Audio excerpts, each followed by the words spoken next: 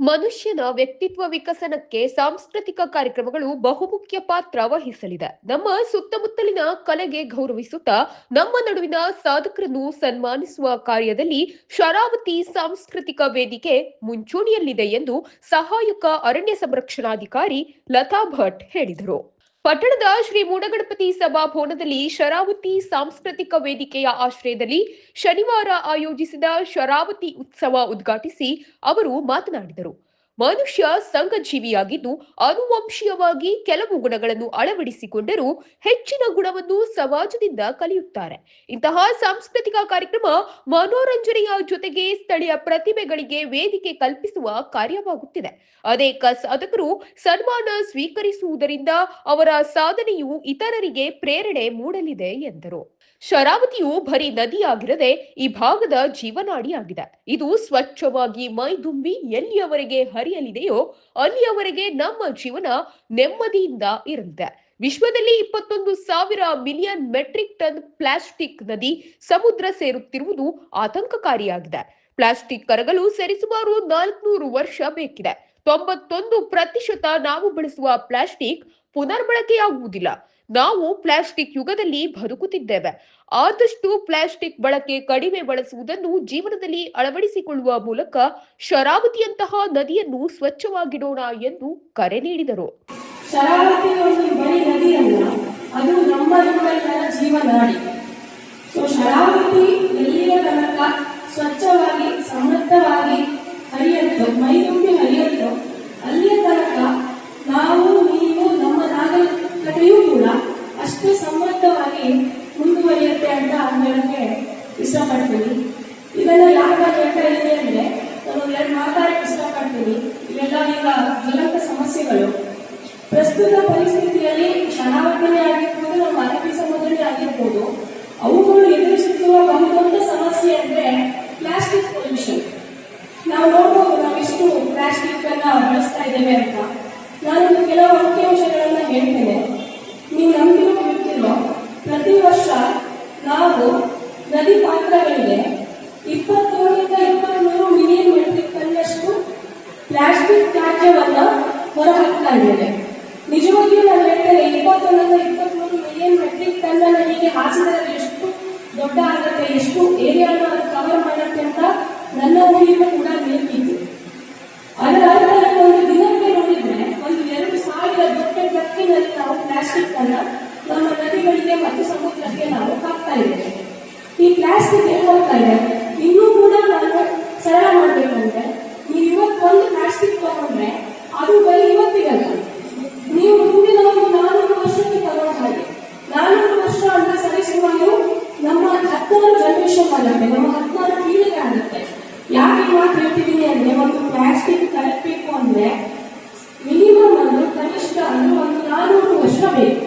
ಹಾಗಾಗಿ ಇವತ್ತು ನೀವು ಪ್ಲಾಸ್ಟಿಕ್ ತಗೊಂಡ್ರೆ ಅದು ಬರೀ ಇವತ್ತಿಗೆ ಮಾತ್ರ ಅಲ್ಲ, ಅದು ಮುಂದಿನ 400 ವರ್ಷಕ್ಕೆ ನಾವು ತಗೊಂಡಿದ್ದೇವೆ. ಮತ್ತು ಈಗ ನಾವು ರೀಸೈಕಲ್ ಅಂತ ಹೇಳ್ತೇವೆ, ನಾವು ಎಷ್ಟು ಮಟ್ಟಿಗೆ ರೀಸೈಕಲ್ ಮಾಡ್ತಾ ಇದ್ದೇವೆ.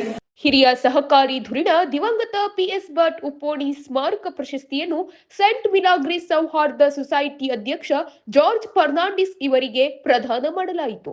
ಯಕ್ಷಗಾನ ಅಕಾಡೆಮಿ ಪ್ರಶಸ್ತಿ ಪುರಸ್ಕೃತ ಕಲಾವಿದ ವಿಷ್ಣು ಆಚಾರಿ ಬಳ್ಕು, ಜನಪದ ರತ್ನ ರಾಜ್ಯೋತ್ಸವ ಪ್ರಶಸ್ತಿ ಪುರಸ್ಕೃತ ಜಾನಪದ ಕಲಾವಿದೆ ತುಳಸು ಬೀರುಗೌಡ ಅವರನ್ನು ಸನ್ಮಾನಿಸಲಾಯಿತು. ಸಹಕಾರಿ ಧುರೀಣರು ಸಮಿತಿಯ ಗೌರವಾಧ್ಯಕ್ಷರಾಗಿದ್ದ ದಿವಂಗತ ಪಿಎಸ್ ಭಟ್ ಉಪ್ಪೋಣಿ ಇವರಿಗೆ ಮೌನಾಚರಣೆ ಮೂಲಕ ನಮನ ಸಲ್ಲಿಸಲಾಯಿತು. ಹಿರಿಯ ಪತ್ರಕರ್ತರಾದ ಜೀವ್ ಭಟ್ ಅಭಿನಂದನಾ ನುಡಿಗಳನ್ನಾಡಿದರು. ಸನ್ಮಾನ ಸ್ವೀಕರಿಸಿದ ಸೆಂಟ್ ಮಿಲಾಗ್ರಿಸ್ ಸೌಹಾರ್ದ ಸೊಸೈಟಿ ಅಧ್ಯಕ್ಷ ಜಾರ್ಜ್ ಫರ್ನಾಂಡಿಸ್ ಮಾತನಾಡಿ, ಹುಟ್ಟೂರಿನಲ್ಲಿ ಸನ್ಮಾನ ಸ್ವೀಕರಿಸಲು ಅತೀವ ಸಂತಸವಾಗುತ್ತಿದೆ. ಪ್ರಥಮವಾಗಿ 75 ರೂಪಾಯಿ ಸಂಬಳ ಪಡೆಯುತ್ತಿದ್ದ ನಾನು ಇಂದು ಸಂಸ್ಥೆಯ ಮೂಲಕ 1,600 ಕೋಟಿ ವ್ಯವಹಾರ ನಡೆಯುತ್ತಿದೆ. ಈ ಸಾಧನೆಗೆ ಜೀವನದಲ್ಲಿ ಗುರಿ ಇಟ್ಟುಕೊಂಡು ಪರಿಶ್ರಮ ಪಟ್ಟರೆ ಸಾಧನೆ ಮಾಡಲು ಸಾಧ್ಯ ಎಂದರು. ಸ್ವಲ್ಪ ಗಣ್ಯರು ಅಂತ ಹೇಳಿ ಮಾಡ್ತೇನೆ. ಭಗವಂತ ಅವರಿಗೆ ಬೇಗ ಕಾಲ, ಯಾಕೆ ಹೇಳಿದ್ರೆ ನಾವೆಲ್ಲ ಹೂವಿನ ತೋಟಕ್ಕೆ ಬಿಟ್ಟರೆ ಏನ್ ಮಾಡ್ತೇವೆ, ಚಿರವಾಗಿ ಹರಡಿದ ಗುಲಾಬಿ ಹೂವನ್ನೇ ಮಾಡ್ತೀವಿ ಬಾಕಿ ಹೂವಿಂದ. ಅದೇ ರೀತಿ ಕೇಸ್ ಪಟ್ಟಿಗೆ ದೇವರು ಕಡೆ ಇರ್ತಾರೆ. ಸೊ ಈ ಸಮಯದಲ್ಲಿ ನಾನು ಹೇಳ್ತೇನೆ, ಅವರಿಗೆ ಭಗವಂತ ಆಯುಷ್ಯ ಆರೋಗ್ಯ, ಅವರಿಗೆ ಬಿಟ್ಟರೆ ಸ್ವರ್ಗ ಸಾಮ್ರಾಜ್ಯವನ್ನು ಈ ಸಮಯದಲ್ಲಿ ದಯಪಾಲಿಸಲಿ ಅಂತ ನಾವು ದೇವರಲ್ಲಿ ಭಗವಂತನಿಗೆ ಬಿಡುತ್ತಾ, ಇವತ್ತಿನ ಒಂದು ಶರಾವತಿ ಉತ್ಸವಕ್ಕೆ ನನಗೆ ಸನ್ಮಾನ ಮಾಡಿದ್ರಿ. ಅದೇ ರೀತಿ ನಾನು ಕೂಡ ಹುಟ್ಟೆಡೆಯಾಗಿ ಅವರು ಕೂಡ ಹೌದು, ನಾನು ಹೌದು, ಇಬ್ಬರು ಒಂದೇ ಹೇಳ್ಬೋದು. ಯಾಕೆ ಹೇಳಿದ್ರೆ ಅವರು ಸಣ್ಣ ಗಾಡಿ ಚಾಲು ಮಾಡಿದ್ರು, ನಾನು ಮಂಕಿ ಸೊಸೈಟಿಯಲ್ಲಿ 75 ರೂಪಾಯಿ ಕೆಲಸಕ್ಕೆ ಸೇರಿದವನು. 75 ರೂಪಾಯಿ ಕೆಲಸಕ್ಕೆ ಸೇರಿದವನು ಇವತ್ತೇ ನಮ್ಮ ಬ್ಯಾಂಕಿನ ಇದ್ದದ್ದು 3 ಸಂಸ್ಥೆ, 3ನೇ ಸಂಸ್ಥೆ ಇದೆ. 3 ಸಂಸ್ಥೆಯಲ್ಲಿ ನಾನು 3ನೇ ಸಂಸ್ಥೆಯಲ್ಲಿ ಕೆಲಸ ಮಾಡಿದ್ದಿಲ್ಲ. ಇದು ರಿಸಲ್ಟ್ ಇವತ್ತೇ 1,600 ಕೋಟಿ. ಶರಾವತಿ ಸಾಂಸ್ಕೃತಿಕ ವೇದಿಕೆಯ ಅಧ್ಯಕ್ಷ ವೆಂಕಟರಮಣ ಹೆಗಡೆ ಕವಲಕ್ಕಿ ಅಧ್ಯಕ್ಷತೆ ವಹಿಸಿದ್ದರು. ನಗರ ಬಸ್ತಿಕೇರಿ ಗ್ರಾಮ ಪಂಚಾಯತ್ ಉಪಾಧ್ಯಕ್ಷ ಮಂಜುನಾಥ್ ನಾಯ್ಕ್ ವೇದಿಕೆಯಲ್ಲಿ ಉಪಸ್ಥಿತರಿದ್ದರು. ಕಾರ್ಯದರ್ಶಿ ಶಂಭು ಹೆಗಡೆ ಸಂತನ್ ಸ್ವಾಗತಿಸಿ ಎಸ್ಜಿ ಭಟ್ ಕಬ್ಬಿನಗದ್ದೆ ಕಾರ್ಯಕ್ರಮ ನಿರ್ವಹಿಸಿದರು. ಸಭಾ ಕಾರ್ಯಕ್ರಮದ ನಂತರ ಮೇಧಾ ಭಟ್ ಒಗ್ಗರೆ ತಂಡದಿಂದ ಭಕ್ತಿ ಸಂಗೀತ, ವಸುಧಾ ಶರ್ಮಾ ತಂಡದಿಂದ ಸುಗಮ ಸಂಗೀತ ಕಾರ್ಯಕ್ರಮ ನಡೆಯಿತು.